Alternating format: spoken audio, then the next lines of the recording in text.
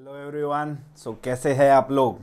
Welcome back. सो आज मैं वापस आ गया हूँ आप लोगों के लिए TY BCom का सेम 5 का इकोनॉमिक्स लेके, business economics TY BCom same 5 का आज हम लोग करने वाले हैं। Yes, business economics. I know तुम लोग को ऐसा लग रहा होगा यार ये बिजनेस इकोनॉमिक्स थोड़ा बोरिंग सब्जेक्ट है, बट नॉट विद जय सर। ठीक है, आज हम लोग स्टार्ट करेंगे बिजनेस इकोनॉमिक्स के फर्स्ट मॉड्यूल के फर्स्ट चैप्टर के साथ, जो है क्या है? Yes, chapter 1 is new economic policy. ठीक है, हम लोग ने शायद पहले बचपन में कभी ना कभी ये सुना होगा, what is new economic policy. ये NEP 1991, ये जब वर्ड आता है तो हमारे दिमाग में क्या आता है, ये हम लोग ने सुना। चलो ठीक है, सुना तो हो गई, ऑफकोर्स 11th ग्रेड के इकोनॉमिक्स में था ये चैप्टर, बिल्कुल था। तो याद करते हैं वो टाइम जब हम लोग को आज़ादी नहीं मिली थी, तो हमारे ऊपर ब्रिटिशर्स रूल कर रहे थे। ठीक है, before independence Britishers were ruling on us. But Britishers India में क्यों आए थे? They came in India to do trading, business करने के लिए सूरत में एंटर हुए थे। ठीक है, ईस्ट इंडिया कंपनी उनका नाम, और वहाँ से एंटर होके धीरे धीरे धीरे धीरे उन्होंने पूरी कंट्री को कैप्चर कर लिया था। सो आफ्टर इंडिपेंडेंस हमारी थोड़ी फटी पड़ी थी भाई, we are not going to allow anyone from outside to come and do business within our country. हमारी कंट्री में हम किसी को आने देंगे नहीं। उसके बाद इंडिया में भी हम किसी को इतना ज़्यादा फैला हुआ बड़ा बिजनेस नहीं करने देंगे कि ऐसा टाइम आ जाए कि वो पूरी कंट्री को रूल करने लग जाए। ठीक है, तो हमने ना हमारी खुद के ग्रोथ के ऊपर बहुत सारे रेस्ट्रिक्शंस लगा के रखे थे आफ्टर इंडिपेंडेंस। भाई अपनी फटी पड़ी थी हमारी कंट्री, ऑलरेडी 200 साल किसी के अंडर रह चुकी थी, तो हम नहीं चाहते थे आगे और वो चीज़ कंटिन्यू हो, तो हम लोग ने रेस्ट्रिक्शंस लगा लिए। ठीक है, धीरे धीरे टाइम बीतता गया। अगर किसी को बिजनेस करना है तो there was so many licenses which was required, there was so many procedures which had to be followed. ये सब किए बिना आप बिजनेस कर सकते नहीं हो। पहले तो गवर्नमेंट सब कुछ अपने हाथ में ही रखता है, public sector enterprise, most of the industries public के हाथ में थी, पब्लिक मतलब गवर्नमेंट के हाथ में थी। फिर थोड़े बहुत जो प्राइवेट सेक्टर को दे रखे थे, उसके लिए n number of licenses, n number of procedures to be followed. इंसान बिजनेस करे या ये सब फॉलो करे पता ही नहीं चलेगा। तो इतनी सारी दिक्कतों के साथ 1947 से लेके ऑफकोर्स 1991 तक हम लोग ने बहुत सारे धीरे धीरे करके ग्रोथ तो नहीं कह सकते बट सर्वाइवल किया। But over the period of time we saw कि other countries are making very good like significant amount of growth and development, और हमारी कंट्री पीछे रह गई थी। हमारा GDP एकदम पीछे, हमारे यहाँ इन्फ्लेशन बहुत आगे। तो हमने देखा कि हमारी कंट्रीज पीछे रह रही है, अदर कंट्री आगे जा रही है। हमने भी 1982 में सोचा कि भाई ये टाइम आ गया है, हमको थोड़ा लिबरलाइजेशन लाना है। तो हम लोग ने थोड़ी बहुत चीज़ें ऐसी लाई कि वहाँ पे हम लोग लिबरल हो गए। ठीक है, लिबरल एज इन पॉलिसीज़ के लिए लिबरल हो गए कि ये पॉलिसी आप थोड़े laws, rules and regulations, procedures, license थोड़े कम किए हमने। लेकिन 1981-82 में जो हमने लिबरलाइजेशन की थोड़ी बहुत पॉलिसीज़ लाई थी, उसका भी कुछ ज़्यादा इफेक्ट हुआ नहीं। अब क्या करेंगे? तो 1991 में हमारे पगड़ी वाले बाबा, ठीक है, वी ऑल नो सरदार, yes of course, Manmohan Singh ji हमारे फिनेंस मिनिस्टर तभी के, उन्होंने ये पॉलिसी लाई which is called as new economic policy 1991। Yes जी हाँ दोस्तों, न्यू इकोनॉमिक पॉलिसी 1991। अब ये न्यू इकोनॉमिक पॉलिसी लाने के पीछे रीज़न क्या था? न्यू इकोनॉमिक पॉलिसी में क्या क्या चीज़ें उन्होंने की थी, कौन सी चीज़ों में डीलिंग्स लेके आए थे हम लोग, ठीक है, उसके बारे में हम लोग यहाँ पे ये चैप्टर में डिटेल में पढ़ने वाले। सबसे पहले रीज़न क्या था? ठीक है, क्यों लाए तो उसका ऑब्जेक्टिव क्या था, क्या क्या करना चाहते हो? 2 very important questions, the rationally why we want to bring this new economic policy in our country. ठीक है, नवंबर 22 में ये आंसर पूछा गया है। 5 स्टार क्वेश्चन, वापस पूछे जाने के चांसेस बहुत हाई है। रैशनले एंड ऑब्जेक्टिव्स, उसके बाद इंपॉर्टेंट पॉलिसी चेंजेस, ये भी नवंबर 2018 में पूछा गया है, काफ़ी टाइम से पूछा नहीं है, तो वेरी हाई चांसेस कि वापस से पूछा जा सकता है। स्टार्ट करते हैं, हम लोग थोड़ा पढ़ते हैं। The year 1991 is the most significant one in the economic history. मैंने कहा सबसे बड़ा जो इकोनॉमिक रिफॉर्म, जो सबसे बड़ा बदलाव हमारे देश के लिए, इकोनॉमी के लिए आया था, उसके बाद तो बहुत सारे आए हैं अभी भी, ठीक है। Demonetization is one of it, ठीक है। GST implementation is one of it. तो ऐसे बहुत सारे इकोनॉमिक रिफॉर्म्स आए हैं, लेकिन हिस्ट्री में जो सबसे बड़ा इकोनॉमिक रिफॉर्म बोल सकते हैं, that is new economic policy 1991। The year 1991 is the most significant one in the economic history of India. The economy underwent some major shifts in the policies and structures. ठीक है, वो आगे मैं आप लोगों को बताऊंगा।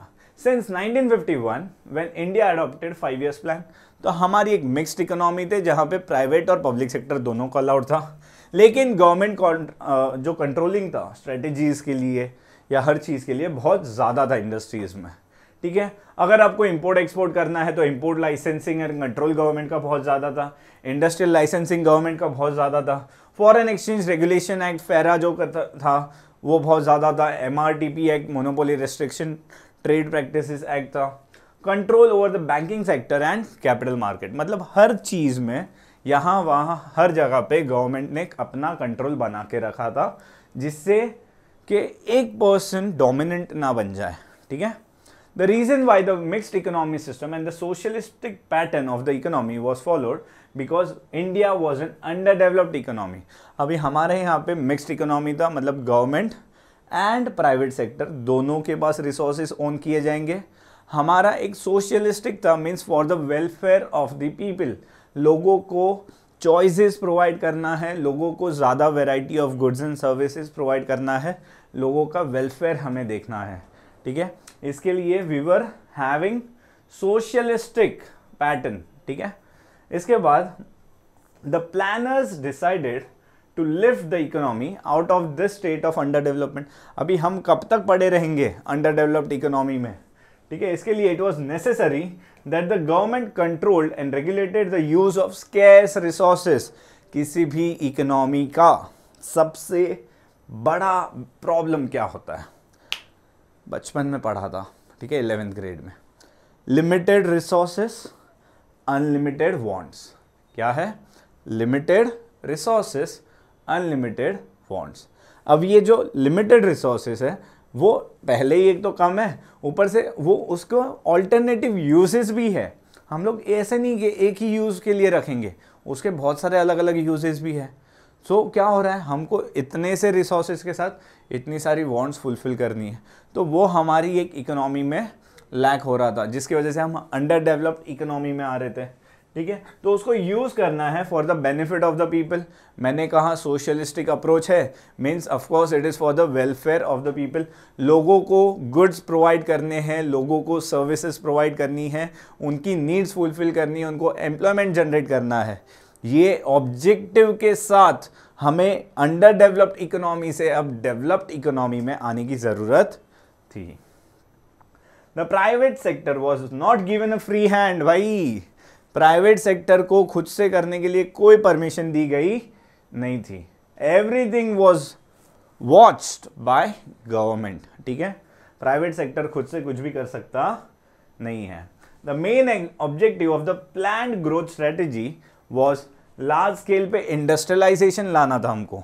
अभी देखो हमारी economy was agriculture based economy. जब मैं कहता हूँ एग्रीकल्चर बेस्ड मतलब प्राइमरी सेक्टर ज़्यादा चलता था। At the time of independence 70% of our work force was dependent on primary sector, ठीक है। तो डिपेंडेबिलिटी बहुत ज़्यादा हो गई, ऊपर से पूरे साल इनकम नहीं रह रहा था। तो हम लोग ने धीरे धीरे इंडस्ट्री स्टार्ट की, जहाँ पे पूरे साल ग्रोथ, ऑफकोर्स एम्प्लॉयमेंट मिलेगा, इनकम जनरेट होगा, स्टैंडर्ड ऑफ लिविंग बढ़ेगा, तो उससे हमारी इकोनॉमी का भी धीरे धीरे ग्रोथ होता है, ठीक है। तो हम लोग का क्या था objective, first large scale industrialization करना था हमें। थ्रू कैसे करना था, ऑफकोर्स थ्रू पब्लिक सेक्टर, मतलब गवर्नमेंट हेल्प करेगी इसके लिए, ठीक है। कंट्रोल ऑफ इंपोर्ट्स, भाई जो चीज़ें हम लोग खुद यहाँ प्रोड्यूस कर रहे हैं, वो चीज़ें हमें इंपोर्ट करने की ज़रूरत नहीं है। We want to have a control on imports, ठीक है। ये बहुत बड़ा फैक्टर होता है किसी भी इकोनॉमी के डेवलपमेंट के लिए, क्योंकि अगर हम लोग ज़्यादा इंपोर्ट्स करेंगे तो हमारे पास फॉरेन एक्सचेंज रिजर्व्स कम होंगे, उससे हमारी करेंसी का वैल्यू कम हो सकता है, हमारे यहाँ पे प्रोडक्शन कम होता है, हमारे यहाँ पे इनकम जनरेशन कम होता है। सो बहुत सारे फैक्टर्स होते हैं, right? Correct everyone? Okay, so regulate the financial sector to divert the resources to the weaker section, मतलब जो सेक्शंस कम डेवलप्ड है वहाँ पे हम लोग फाइनेंशियल रिसोर्सेज ज़्यादा डालेंगे, सो दैट वो वीकर सेक्शंस भी धीरे धीरे डेवलप होना स्टार्ट हो जाए। And keep the private monopoly under check. भाई ध्यान रखो, कोई भी प्राइवेट सेक्टर में कोई भी एक ऐसा प्लेयर ना हो जाए जो अपनी मोनोपोली क्रिएट कर रहा है, क्योंकि हम नहीं चाहते भाई कोई मोनोपोली आ जाए और फिर वो हमारे ऊपर रूल करने लग जाए। तो हमने क्या कहा, भाई चेक रखो, किसी का भी मोनोपोली किसी प्लेयर का हो जाना नहीं चाहिए, ठीक है। अब ये ऑब्जेक्टिव्स के साथ हम तो जी रहे थे, हमारा धीरे धीरे डेवलपमेंट हो रहा था, थोड़ा थोड़ा सर्वाइवल हो रहा था, ठीक है। अभी तो the objectives of the planners were to uplift the poor, मतलब गरीबी हटाओ, इनकम लाओ, नेशन का डेवलपमेंट करो, ये ऑब्जेक्टिव था। लेकिन फिर भी बहुत सारे प्रॉब्लम्स थे, जैसे कि करप्शन बाय पब्लिक सर्वेंट्स। अभी हमको भी पता है गवर्नमेंट ऑफिसेस में आज से 15-20 साल पहले तो और ज़्यादा होता था कि भाई एक ऑफिस में अगर आप गए, कहीं आरटीओ में गए हो या किसी गवर्नमेंट पब्लिक सेक्टर बैंक में चले गए, तो एक काम करवाने के लिए आपको यहाँ से वहाँ भगाते रहेंगे, अदरवाइज आपके पास पैसे मांगते रहेंगे। तो ये होते रहता था हमेशा, ठीक है। तो करप्शन बाय पब्लिक सर्वेंट्स बहुत ज़्यादा था, शॉर्टेज ऑफ रिसोर्सेज था, इंडिया में रिसोर्सेज अवेलेबल ही नहीं होते थे टाइम पे, हाई कॉस्ट ऑफ प्रोडक्शन। अभी एफिशिएंसी नहीं होगा, रिसोर्सेज नहीं होगा, तो सीधी बात है कॉस्ट ऑफ प्रोडक्शन तो बढ़ने ही वाला है। India was high cost low efficient economy, मतलब हर चीज़ का कॉस्ट बढ़ जाता है। क्यों बढ़ता है? बिकॉज एफिशिएंसी नहीं होता था। What do we understand by efficiency? Means resources ज़्यादा जा रहे हैं, उसके बदले में आउटपुट कम आ रहा है, तो उससे कॉस्ट भी बढ़ने वाला है, एफिशिएंसी ऑफ कोर्स कम होने वाली है, ठीक है। तो ये सारी प्रॉब्लम्स के साथ हम डील कर रहे थे जब हमारी इकोनॉमी 1947 में स्टार्ट हुई थी, ठीक है। Now the public sector enterprise played a very significant role in creating employment, क्योंकि गवर्नमेंट सेक्टर ही था, प्राइवेट वालों को तो कुछ करने का हक ही नहीं था, तो ऑफ कोर्स एम्प्लॉयमेंट तो पब्लिक सेक्टर से ही मिल रहा था। And providing several goods and services at low cost. एक चीज़ अच्छा था कि आपको चीज़ें सस्ते में मिलती थी, लेकिन वो गुड्स सस्ते में लेके क्या फ़ायदा अगर टाइम पे ना मिले तो, ठीक है। However due to mismanagement of resources, lack of accountability नहीं था, बिकॉज कोई ओनरशिप ही नहीं लेता था। अगर पब्लिक सेक्टर एंटरप्राइज में कहीं पे आप चले जाओ गवर्नमेंट ऑफिस में, तो वहाँ पे कोई ओनरशिप लेने वाला बंदा, मेरे को नहीं पता वहाँ पूछो, वहाँ नहीं पता यहाँ पूछो, बस वैसे बोल के भगाते रहते थे एक जगह से दूसरी जगह। And became a burden to the tax payers, मतलब टैक्स पेयर बेचारे अपना टैक्स पे किए जा रहे, बट उसके बदले में आउटकम उनको कुछ मिल रहा नहीं था। तो ये तो सारी दिक्कतें आ रही थी, ठीक है। नाउ ये हमने देखा 1991 से पहले तक ये सारी चीज़ें हो रही थी हमारी इकोनॉमी में। रैशनल तो of course why we wanted to start the new economic policy, क्यों लाना चाहते थे मनमोहन सिंह जी, ठीक है। Why he wanted to bring this 1991 the new economic policy, NEP जो हम बोलते हैं। सो यस, मैंने जैसे कहा आप लोगों को, लिबरलाइजेशन तो हम लोग ने 1980s में ही लेके आ गए थे। लिबरलाइजेशन मीन्स जो मैंने आपको कहा कि स्ट्रिंजेंट रूल्स एंड रेगुलेशंस थे, स्ट्रिंजेंट लाइसेंस पॉलिसीज थी, स्ट्रिंजेंट प्रोसीजर्स थे जो फॉलो करने पड़ रहे थे, जिसके वजह से एफिशिएंसी इंडस्ट्रीज़ की या प्राइवेट सेक्टर की कम हो रही थी। तो ये एफिशिएंसी थोड़ी इम्प्रूव हो, पीपल और private sector can focus on production and the actual work. इसके लिए गवर्नमेंट ने ये सब पॉलिसीज़ को थोड़ा लिबरल कर दिया, ठीक है। अभी आप ये थोड़ी चीज़ों में आपको राहत दे दी, वी कैन से, राइट। तो वो लिबरलाइजेशन पॉलिसी लाई थी ऑफ कोर्स 1980s में, बट उसका कुछ ज़्यादा असर हुआ नहीं, उससे इकोनॉमी को कुछ इतना फ़ायदा मिला नहीं था, क्योंकि अभी भी पब्लिक सेक्टर के हाथ में ज़्यादा चीज़ें थी, ग्लोबली बाहर से हमको ज़्यादा इन्वेस्टमेंट नहीं आ रहा था कंट्री के अंदर, ग्लोबली हम इंपोर्ट एक्सपोर्ट नहीं कर पा रहे थे इजीली, क्योंकि इंपोर्ट लाइसेंस होते थे, बहुत सारी चीज़ें होती थी, बैलेंस ऑफ पेमेंट, अगर फॉरेन एक्सचेंज लेना है तो उसके लिए बहुत सारे रूल्स एंड रेगुलेशन। तो इतनी सारी चीज़ें होने की वजह से ऑफ कोर्स हमारी इकोनॉमी पे लिबरलाइजेशन का कुछ ज़्यादा असर हुआ नहीं। तो स्टार्ट करते हैं rational of new economic policy 1991। In 1991 India faced economic crisis, मतलब अपनी हालत टाइट हो गई। अपने पास फिस्कल, ठीक है, मतलब गवर्नमेंट जो हर साल पैसा लेती है टैक्स से या अदर सोर्सेज ऑफ रेवेन्यू से, तो गवर्नमेंट के जितने रेवेन्यूज है और उसके सामने गवर्नमेंट जहाँ जहाँ पे भी पैसे पे कर रही है, खर्चा कर रही है, ठीक है, वो होता है वेलफेयर के लिए गवर्नमेंट खर्चा कर रही है, या सब्सिडी प्रोवाइड करता है, या इंफ्रास्ट्रक्चर पे खर्चा करता है। गवर्नमेंट XYZ बहुत सारी चीज़ों पे ऑफकोर्स खर्चा करती है, ठीक है। तो वो कितना पैसा आ रहा है पैसा और कितना पैसा जा रहा है, तो उसके बीच में हमेशा हमारा नेगेटिव ही होता था।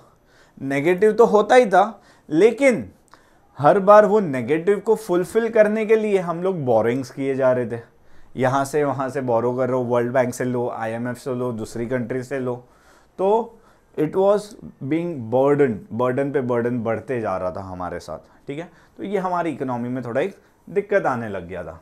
So India faced economic crisis in the following veg, जैसे कि फर्स्ट फिस्कल क्राइसिस लग गए, मतलब अपने पास जितने पैसे आ रहे हैं उससे ज़्यादा तो पैसे जा रहे हैं। तो उसकी वजह से हमने क्या किया, फिस्कल क्राइसिस आया तो ऑफकोर्स हमको न्यू इकोनॉमिक पॉलिसी लेके आना पड़ा। तो there was a widening gap समझता है तुमको, पैसा आ रहा है कम और जा रहा है ज़्यादा, वाइडनिंग गैप, भाई इतना बड़ा गैप होते जा रहा था between the revenue and the expenditure of the government. The long term trend of the government finances indicated कि भाई रेवेन्यू जनरेशन हैड लोअर, मतलब इनकम कम होती जा रही थी और एक्सपेंडिचर की रिक्वायरमेंट बढ़ती जा रही थी, जिसकी वजह से फिस्कल डेफिसिट बोलते हैं इसको। क्या बोलते हैं? Fiscal deficit. गवर्नमेंट की रेवेन्यू कम है और गवर्नमेंट के एक्सपेंडिचर ज़्यादा है, तो ये जो होता है उसको हम लोग फिस्कल डेफिसिट बोलते हैं, ठीक है। इंपॉर्टेंट टर्म है फिस्कल डेफिसिट, समझ में होना चाहिए अपने को। तो ये क्यों होता था? तो भाई तीन इंपॉर्टेंट चीज़ें थी जिसकी वजह से अपने एक्सपेंसेस बढ़ रहे थे। सबसे पहले एक्सपेंस बढ़ रहे थे हमारे इंटरेस्ट पेमेंट में। मैंने तुम लोग को क्या बोला कि हमारी जितनी भी पेमेंट, पैसे डेफिसिट हो रहे, हम लोन बोरो किए जा रहे, पैसे डेफिसिट हो रहे, हम लोन बोरो किए जा रहे, तो ऑफकोर्स फ्री में तो कोई पैसा नहीं देने वाला है, तो इंटरेस्ट पेमेंट अपना बढ़ते जा रहा है, बढ़ते जा रहा है, बढ़ते जा रहा है। दूसरी चीज डिफेंस एक्सपेंडिचर, इधर से चाइना इधर से पाकिस्तान, दोनों अपने पे अटैक किए जा रहा था वो टाइम पे, तो अपने डिफेंस में कितना पैसा जा रहा था। उसके अलावा हम हमारे ही देश में लोगों को भलाई करने के लिए, लोगों को एक हेल्प करने के लिए, लोगों का वेलफेयर करने के लिए गवर्नमेंट क्या कर रहे है? सब्सिडीज दिए जा रही है।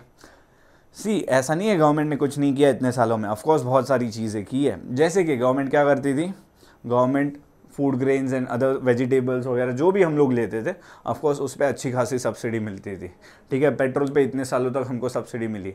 एन नंबर ऑफ थिंग्स है जिसके ऊपर गवर्नमेंट सालों से सब्सिडी दे रही है।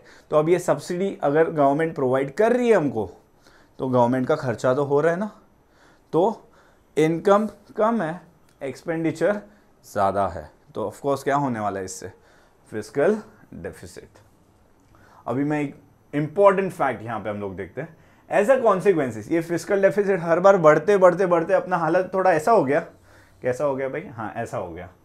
रोज अपना ये फिस्कल डेफिसिट, मतलब अपन जितना GDP है उसका 7.7% अपना डेफिसिट है। मतलब अगर ₹1,00,000 मेरा कंट्री का GDP है तो 7,700 रुपीज़ मेरा डेफिसिट है। मतलब मेरे को ये साल 7,700 रुपये कहीं से बोरो करने पड़ेंगे। फिर अगले साल जो इनकम होगा, अगर मैं ये 7,700 पे कर पाया तो ठीक है, वरना अगले साल भी डेफिसिट हो रहा है तो उसके लिए वापस और बोरोइंग करो। प्लस वो जो 7,700 मेरा हुआ था उसके ऊपर इंटरेस्ट पे करना है मेरे को, वो तो भूलना नहीं है अपने को। तो ऐसे करके अपना फिस्कल डेफिसिट बढ़ते गया बढ़ते गया बढ़ते गया और अपनी हालत थोड़ी नाजुक हो गई। भाई 1990 आते आते हमारे ऊपर बहुत खराब अत्याचार, मतलब फिस्कल क्राइसिस बहुत खराब आ चुके थे अपने ऊपर, ठीक है। तो ऑफकोर्स गवर्नमेंट को कुछ तो करना पड़ेगा ना, तो ये आया, क्या आया? New economic policy 1991। Balance of payment crisis, बाप रे इतना बड़ा टर्म आ गया, कुछ तो अलग है भाई। नाउ व्हेन आई से बैलेंस ऑफ पेमेंट क्राइसिस, देखो ये बैलेंस ऑफ पेमेंट क्या होता है, आसान आसान शब्दों में बताता हूँ। हम बाहर कितना पैसा भेज रहे हैं, आउट ऑफ इंडिया, हमारी बाउंड्रीज के बाहर कितना पैसा भेज रहे हैं, और आउट ऑफ इंडिया से कितना पैसा आ रहा है। से फॉर एग्जांपल, अगर मैं गुड्स इंपोर्ट करता हूँ तो पैसे जा रहे हैं, गुड्स एक्सपोर्ट करता हूँ तो पैसे आ रहे हैं। अगर मैं आउट ऑफ इंडिया कहीं पे जॉब करता हूँ तो पैसे आ रहे हैं, आउट ऑफ इंडिया से कोई आके इधर जॉब कर रहा है तो पैसे जा रहे। तुम लोग बोलोगे सर इंडिया में फॉरेनर कौन आके जॉब करेगा, तो भाई नेपाली लोग तो आके काम करते हैं, बांग्लादेशी लोग तो आके काम करते हैं ना, हाँ, तो पैसा तो बाहर जाएगा, वो लोग लेके जाएंगे। तो बैलेंस ऑफ पेमेंट में जब पैसा आ कितना रहा है और पैसा जा कितना रहा है, तो उसका जब हम लोग मैच करते हैं तो अपना तो उधर भी लोचा था, ठीक है, वहाँ पे भी अपना डिसइक्विलिब्रियम था। बैलेंस ऑफ पेमेंट अपने क्राइसिस, मतलब हम लोग गुड्स इंपोर्ट ज़्यादा कर रहे, एक्सपोर्ट कम कर रहे, आउट ऑफ इंडिया काम करने अपने लोग जा रहे थे लेकिन उनको वेजेस ना के बराबर मिल रहा है।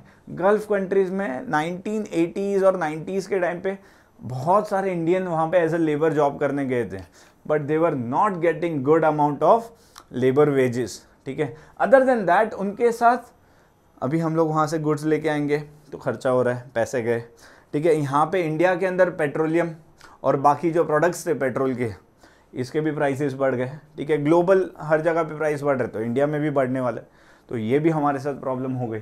तो बैलेंस ऑफ पेमेंट में तो भाई बहुत बड़ा क्राइसिस अपने साथ हो गया था, क्योंकि पैसा आ रहा कम था और जा रहा ज़्यादा था, ऑफ कोर्स, ठीक है। So balance of payment crisis reached its peak in the summer 1991, जब foreign exchange reserve had fallen about $1 billion से बचा था अपने पास रिजर्व। अभी अगर $1 बिलियन में बोलूँ ना तो एक दिन में खर्चा हो जाता है, मतलब एक दिन में आपको जितना इंपोर्ट करने के लिए चाहिए ना पैसा, उतना पैसा भी आपके पास नहीं पड़ा है। तो बाद में आप कहाँ से इंपोर्ट तो कर लोगे लेकिन पेमेंट कहाँ से करोगे, पेमेंट नहीं कर पाओगे, तो आपको ज़्यादा प्राइसेस पे करके भी आपको फॉरेन करेंसी लेना पड़ेगा, तो गया आपका इकोनॉमी तो धुड़ुम नीचे ही गिरते जाएगा। तो अपना हालत थोड़ा ऐसा हो गया था। तो अभी अपने पास बचा नहीं था, तो अपन गल्फ वॉर पे आ गए थे भाई। 1990-91 में गल्फ कंट्रीज ने अपने को बोल दिया भाई तुमको हम कुछ नहीं देंगे, जो करना है कर लो, ठीक है। Gulf war, this resulted in worsening of current account. Current account में क्या होता है, जो डे टू डे ट्रांजेक्शन्स होते हैं, रिकरिंग वाले, इंपोर्ट एक्सपोर्ट वाले, मैं जॉब कर रहा हूँ, ठीक है, या ट्रांसफ़र किए, ये सारे जो पैसे आते जाते हैं डे टू डे वाले, वो हमारे करंट अकाउंट में होते हैं। जो बड़े बड़े ट्रांजेक्शन्स होते हैं, जैसे कि मैंने कहीं पे इन्वेस्टमेंट किया, जैसे कि मैंने कोई एसेट्स खरीदा, ठीक है, लोन दिया, किसी का लोन रिपे किया या किसी से बोरोइंग लिया, तो ये जो बड़े बड़े होते हैं वो कैपिटल अकाउंट में जाते हैं, तो वो बात की बात है। लेकिन अपना यहाँ पे करंट अकाउंट का हालत क्या हो गया कि भाई 9.7 बिलियन US डॉलर्स, मतलब अपने जीडीपी का 3.2% अपना बैलेंस ऑफ पेमेंट का भी डेफिसिट हो गया। भाई फिस्कल डेफिसिट तो एक रहा, वो तो था ही था, ऊपर से बैलेंस ऑफ पेमेंट में भी अपन डेफिसिट में आ गए, मतलब अपनी हालत थोड़ी खराब हो गई। Now there was a deterioration in invisible accounts. मैंने क्या कहा, जो इंपोर्ट ऑफ गुड्स होते हैं ना वो विजिबल दिख के आता है, लेकिन इनविजिबल अकाउंट में पैसे तो आ रहे जा रहे हैं लेकिन उसके बदले में गुड्स नहीं दिख रहे। सर्विसेज हो गई, या मैं कहीं पे जॉब कर रहा हूँ वो हो गया, या तो मैंने किसी को पैसे, मेरा भाई रहता है अब्रॉड, ठीक है, तो मैंने उसको पैसे भेजे, ऐसे भाई पढ़ रहा है बेचारा वहाँ पे, तो खर्चा करने के लिए पैसा भेज दिया। 2 साल बाद उसका पढ़ाई हो गया, फिर वो मेरे को यहाँ पे पैसे भेजता है, ये लो भैया पैसे रखो, तो वो भी पैसा आ रहा है। तो ये सब इनविजिबल अकाउंट्स में आते हैं, क्योंकि उसके अगेंस्ट में कोई गुड्स जैसी चीज़ जा रही नहीं है, तो वो इनविजिबल अकाउंट में होते हैं। तो अपना तो वो भी डिटोरिएट हो गया। Large number of Indians worked in Gulf region, जैसे मैंने तुम लोग को बताया ये ऑलरेडी, ठीक है। Foreign reserve started to decline from 3.1 billion in August 1990 to 896 million ओहो in January 1991। इसके लिए सबसे important factor for the sharp fall in the reserve was the sharp rise in the import expenditure, क्योंकि oil price बढ़ गए थे, तो oil prices पे करने के लिए अपने को ज़्यादा पैसे अब्रॉड जा रहे थे। तो अपना इनकम मतलब बाहर से पैसा आ रहा कम है और बाहर पैसा जा रहा ज़्यादा है, ठीक है। सो एंड ये सी, एक तरफ अपना खर्चा बढ़ रहा है ऑयल प्राइस बढ़ने की वजह से, दूसरी तरफ हमारा इनकम रेमिटेंस मतलब इनकम फॉरेन से जो इंडियन वर्कर्स का आने वाला था वो कम हो गया, ठीक है। इससे अपने को गवर्नमेंट पे से भरोसा भी उड़ गया, पॉलिटिकल अपनी हालत थोड़ी ठंडी हो गई और बहुत सारी चीज़ें हुई थी, ठीक है। तो इंटरनेशनली भी अपने ऊपर कोई भरोसा अभी कर रहा नहीं था। दूसरी कंट्रीज बोलो या दूसरे IMF बोलो, वर्ल्ड बैंक बोलो, इन लोग को अपने पे भरोसा नहीं था। It was extremely difficult for India to commercially borrow from abroad, क्योंकि अपना क्रेडिट रेटिंग, जो कंट्री का रेटिंग था वो भी कम हो गया ना। एजेंसीज ने बोला भाई इंडिया को रेटिंग देने का ही नहीं, वो लोग पैसे ही नहीं देते, ठीक है। At the same time there was outflow of non resident deposit. जो लोग यहाँ पे डिपॉजिट अपना रखते थे पैसा हमारी कंट्री में, वो लोग को भी अभी भरोसा नहीं रहा अपने पे, तो वो लोग ने भी अपने पैसे निकालने शुरू कर दिए, है ना। तो उसकी वजह से लॉस हो गया अपना, तो पैसे ही नहीं बचे अपने, गरीबी में और आटा गीला हो गया अपना।